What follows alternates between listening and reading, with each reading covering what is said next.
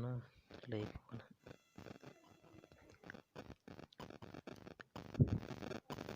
So hello friends, welcome to the channel. और आज के इस वीडियो में आप सभी को हम बताने वाले हैं या जिन टॉपिक के बारे में आज हम बात करने वाले हैं आपने थंबनेल में ऑलरेडी देख ही चुका होगा।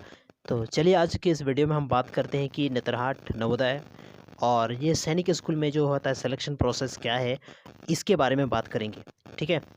कुछ बच्चे ने मुझे फ़ोन करके पूछा कि सर मेरा इतना मार्क्स आ गया था, 90 प्लस मार्क्स था, 80 प्लस मार्क्स था, या मेरा सिलेक्शन क्यों नहीं हुआ। इन सारे क्वेश्चंस को लेकर मेरे पास बहुत सारे फ़ोन आए, बहुत सारे व्हाट्सअप मैसेज आए, या तो क्या ही बोलिए, मतलब बहुत सारा चीज़ आया। तो आज हम इस चीज़ को पूरा का पूरा क्लियर करते हैं कि आपका 80 प्लस नंबर आने के बाद भी आपका सिलेक्शन क्यों नहीं हो पाता है। इन सारी चीज़ों के बारे में जितने भी आपके मन में डाउट है इसी वीडियो में हम क्लियर करने वाले हैं। तो चलिए इस वीडियो को स्टार्टिंग से एंड तक ज़रूर देखिएगा ताकि आपको हर चीज़ एक एक पॉइंट समझ आ जाए और ये कन्फ्यूजन है ना वो आपको क्लियर हो जाए।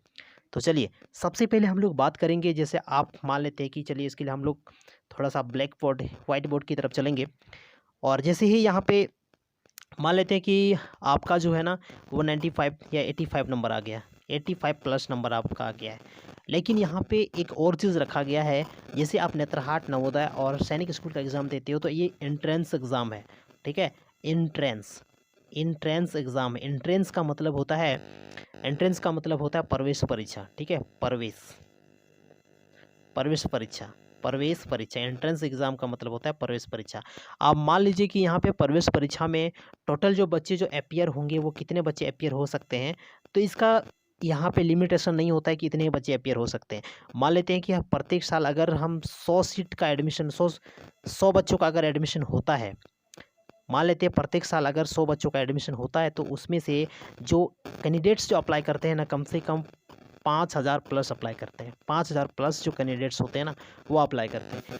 अब यहाँ पे 5000 कैंडिडेट्स अप्लाई करेंगे और कितने बच्चे को यहाँ पे लेना है, तो 100 बच्चे का सीट है। क्योंकि नेतरहाट विद्यालय प्रत्येक साल 100 बच्चे को ही लेता है। जैसे इस बार ऐसे ही यहाँ पे नोटिस निकाला तो उसमें साफ साफ इन्होंने लिख दिया कि हमें 100 बच्चे चाहिए। मतलब ऐसे 100 कैंडिडेट्स चाहिए जो पढ़ने में थोड़ा सा एकदम ब्रिलियंट हो। ठीक है, ब्रिलियंट बच्चे को लिया जाता है, ऐसे नहीं कि ऐसे तैसे को उठा लेगा, क्योंकि सरकार आप पे पैसा खर्च करेगी तो क्यों। ठीक है, चलिए यहाँ पे हम बात करने वाले हैं कि 5000 प्लस कैंडिडेट्स यहाँ पे फॉर्म भरते हैं और टोटल बच्चे को लिया जाएगा 100। ठीक है, 100 बच्चे को लिया जाएगा। उसमें से भी यहाँ पे जैसे एंट्रेंस एग्ज़ाम होगा ना, तो एंट्रेंस एग्ज़ाम में बच्चे लोग बोलते हैं कि सर 80 नंबर लाएँ और 85 नंबर लाएँ, फिर भी मेरा एंट्रेंस क्रैक नहीं हुआ, क्यों नहीं हुआ, या मेरा सिलेक्शन या मेरा कट ऑफ में नाम क्यों नहीं आया। तो इन सारी चीज़ों को क्लियर करना है हमें इसी वीडियो में। देखिए सबसे पहले मान लेते हैं कि नेतरहाट विद्यालय को 100 बच्चे लेना है। नेतरहाट विद्यालय को 100 बच्चे लेना है। उनमें से अगर 5000 बच्चा बैठते हैं एग्ज़ाम में, यहाँ पे देखिए सबसे पहला चीज़ एंट्रेंस एग्ज़ाम या तो कॉम्पिटिटिव एग्ज़ाम का एक नियम है। कॉम्पिटिटिव एग्ज़ाम का जो है ना एक नियम है। क्या रूल है कि यहाँ पे कोई भी बच्चे फेल नहीं करते हैं। ठीक है, कोई भी बच्चे फेल नहीं करते, उनका रैंक कम आ जाता है। उनका जो होता है ना रैंक जो होता है वो कम आ जाता है, रैंक कम आ जाता है। जैसे रैंक कम आ जाता है, यहाँ पे फेल उसको नहीं बोलेंगे, बोलेंगे रैंक उसका कम आ गया, इसी वजह से उसका सिलेक्शन नहीं हुआ, ये बोलना सही होगा। अब यहाँ पे देखिए कि रैंक अगर मान लेते हैं आपका 85 आपने लाया, 85 नंबर आपने लाया, और 85 नंबर लाने के बाद आपका रैंक अगर मान लेते हैं कि अगर 85 आपने लाया और आपका रैंक नहीं हो पाया, मतलब सिलेक्शन जितना में होना चाहिए वो आपका नहीं हो पाया, तो क्यों नहीं हो पाया इसके बारे में हम बात करेंगे। देखिए सबसे पहला चीज़ हमने बताया कि 5000 प्लस यहाँ पे बच्चे एग्ज़ाम में बैठेंगे, मान लेते हैं उनमें से 100 बच्चे को लेना है, तो कैसे लिया जाएगा। सबसे पहले एग्ज़ाम मान लेते हैं कि इस बार जो होगा ना कितना नंबर का होने वाला है, इस बार जो होने वाला एग्ज़ाम वो 100 नंबर का एग्ज़ाम होने वाला है। ठीक है, तो 100 नंबर का एग्ज़ाम होगा, उसमें से मान लेते हैं हाईएस्ट मार्क्स जो है ना वो 95 है। मान लेते हैं कि हाईएस्ट मार्क्स जो है ना, हाईएस्ट सबसे ज़्यादा नंबर आया वो कितना आया, 95 आया। ठीक है, लेकिन यहाँ पे कुछ ऐसे बच्चे होंगे जिसका मार्क्स होगा 95 94 होगा। तो इस तरह करके वो 100 बच्चे को ही लेंगे। इस तरह करके वो यहाँ पे सबसे पहले कैसे यहाँ पे सिलेक्शन होता है वो देखिए। अगर मान लेते 95 हाईएस्ट मार्क गया है, तो 95 वाले को लिया जाएगा, जो 95 नंबर लिया उसको लिया जाएगा, 94 नंबर जो लिया गया है लाया उसको लिया जाएगा। उसके बाद 95 उसके बाद 93 जो लाया गया उसको लिया जाएगा, उसके बाद 92 जो लिया गया इस तरह करके लाया जाएगा। अगर इस तरह करके अगर आपका जो रैंक आप जो लाए हैं वो अगर आ जाता है तो आपका सिलेक्शन पक्का है, आपका जो सिलेक्शन हो जाएगा वो पक्का है, पक्का सिलेक्शन हो जाएगा। अगर इस तरह घटाते घटाते आपका रैंक नहीं आ पाया, आपका जो नंबर है वो उसमें आप नहीं आ पाए तो आपका जो होगा ना वो सिलेक्शन नहीं हो पाएगा। तो इस वजह से यहाँ पे सिलेक्शन नहीं हो पाता है। और आप सोचते हैं कि सर हमने 85 लाया था, 95 लाया था, या तो हम 75 लाए थे और मेरा सिलेक्शन क्यों नहीं हुआ। तो बस यही सब रीज़न है, ठीक है, यही सब रीज़न है, यही सब रीज़न है। और दूसरा चीज़ और भी है, और दूसरा चीज़ और भी है, जैसे नवोदय की अगर हम बात करें, नवोदय की बात करें तो नवोदय एग्ज़ाम जो होता है ना, इसमें क्या होता है ना, आपका ब्लॉक वाइज भी सिलेक्शन होता है, ब्लॉक वाइज भी सिलेक्शन होता है।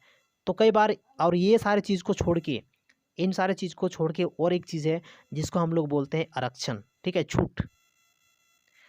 जो एससी यहाँ पे कैटेगरी जो होंगे ना, टोटल कितने कैटेगरी के लोग भरेंगे वो देखिए। टोटल भरेंगे 4 कैटेगरी के लोग।